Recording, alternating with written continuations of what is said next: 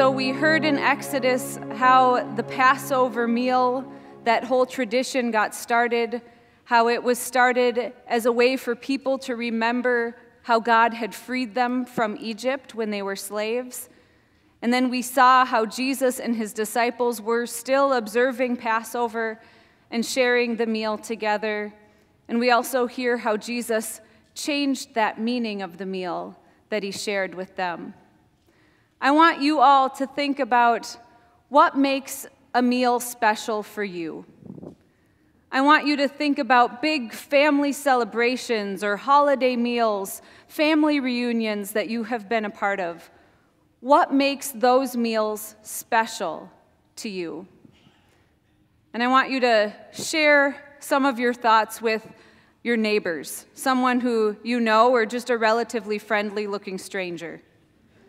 What makes a meal special to you?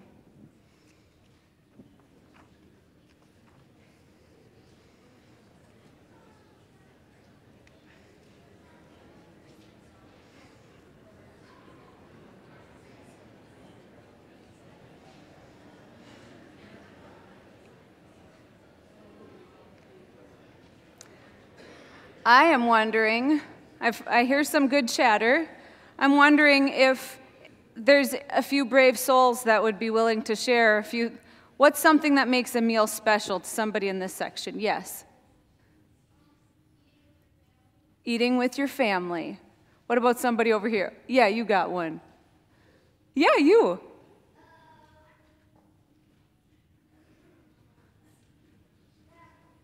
What was that? Family. We got 2 votes for family. Yes.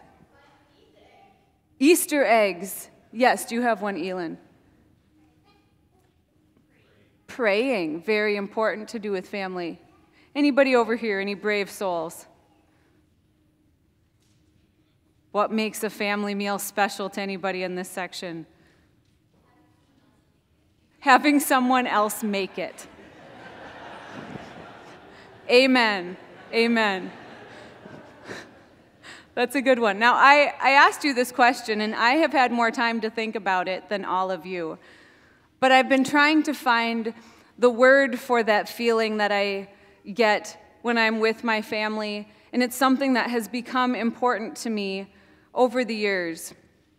So I'd like to say, in addition to family and friends and eating those special foods that you only get to eat when you have those special certain kinds of meals, I would say that a family meal is special to me because it is almost like a measuring stick in a way.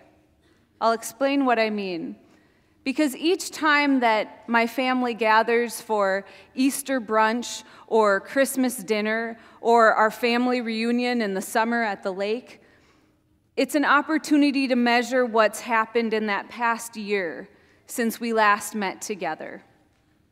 Over the years, certain people have been added into our family gatherings. Other people have passed away or have moved away. Each year, the makeup of these gatherings changes somewhat. There have been years where we've gathered in times of heartbreak. There's been years where we're gathering to celebrate something joyful. I think about the different life stages that each of my family members are in as we celebrate, as we gather. I look back to those years when I was little and I was always at the kids' table, and I just wondered, when could I get up to the adult table? I don't even know why I wanted to be at the adult table. They didn't actually have any fun there. It's the kids' table that had all the fun. But I wanted to be at the adult table. And then I remember the years where I was at the adult table, and me and my grown siblings didn't have children, and we were all at the adult table. And our meals were a little quieter, a little more well-behaved. And then there were the years that you start to add children to the mix again, and you bring out the high chairs, and you add new kids' tables. And even the sounds are different from year to year. When there's not little kids present, it's just lots of little discussions going on. When there's little kids present, there's high-pitched squeals and there's scuffling of feet and there's calls to, hey, hey, cut it out and don't hit your brother, and dogs barking at random times, and it's a little bit more chaotic. But you can look at each of those family meals, and each time you can use that as a measuring stick, seeing little glimpses of those meals that you shared in the past, and glimpses of what it will also look like at future meals. And it's hard and it's beautiful, all at the same time, because things are always changing. And I wonder if that's what Jesus was thinking about when he shared that very special Passover meal with his disciples. The Passover meal was the big festive celebration meal that all faithful Jews would share together each year to remember how God had saved them. They would prepare the lamb meat in a special way. They would have unleavened bread, bitter salad greens. They had the set menu every year that they would share together. And they would remember how God had set the Israelites free from when they were slaves in Egypt. God had made this plan to protect them.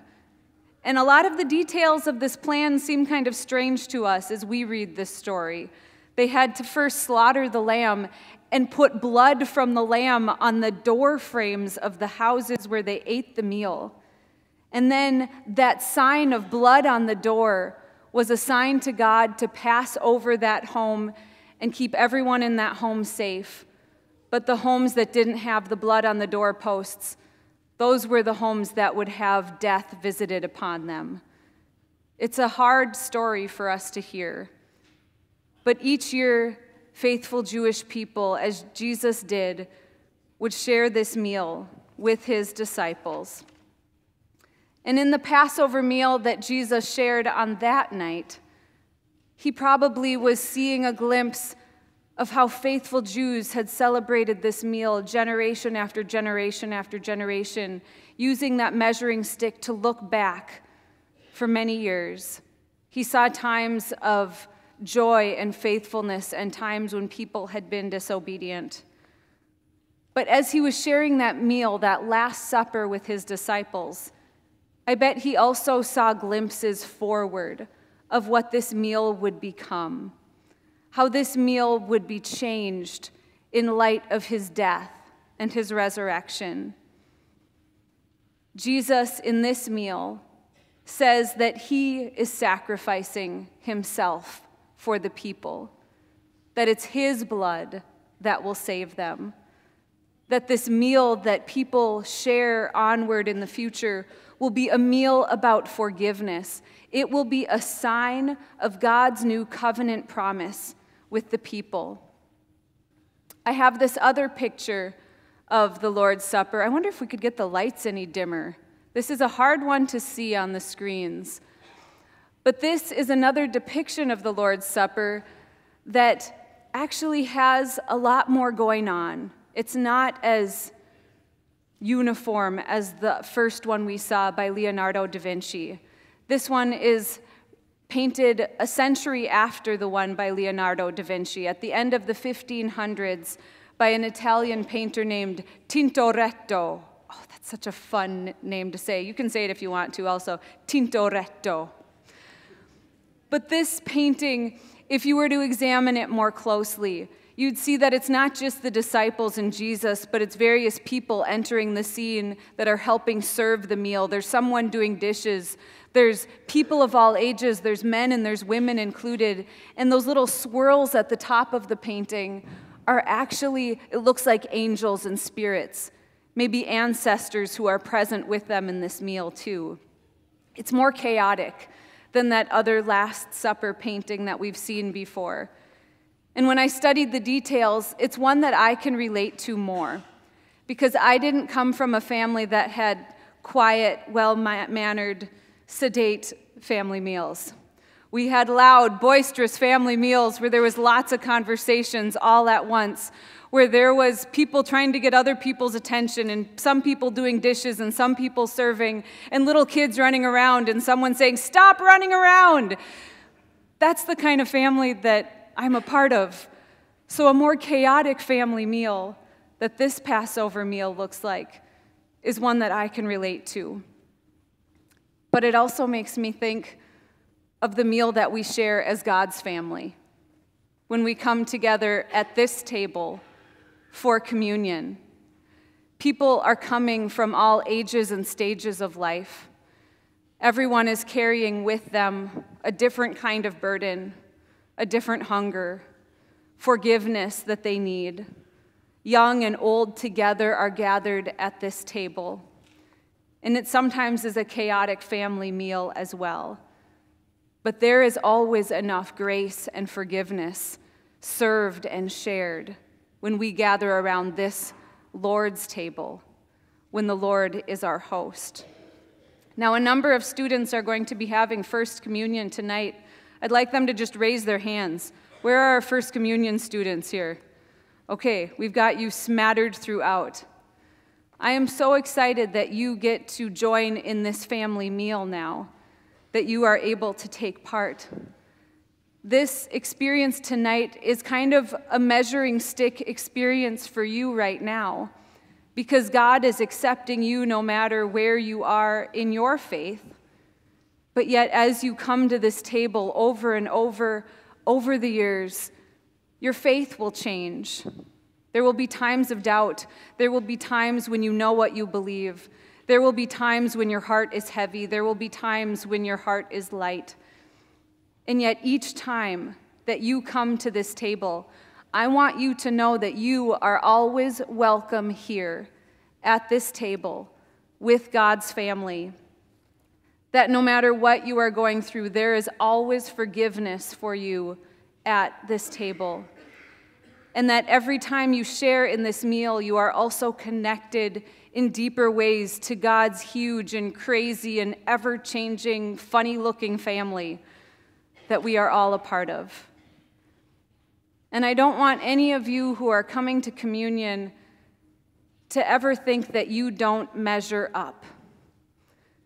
Because although we may measure how our faith changes from time to time, we always measure up to God, because God's forgiveness is equal for all of us. And the cross that Jesus died on is the measuring stick that we all use. So welcome to the table. Amen.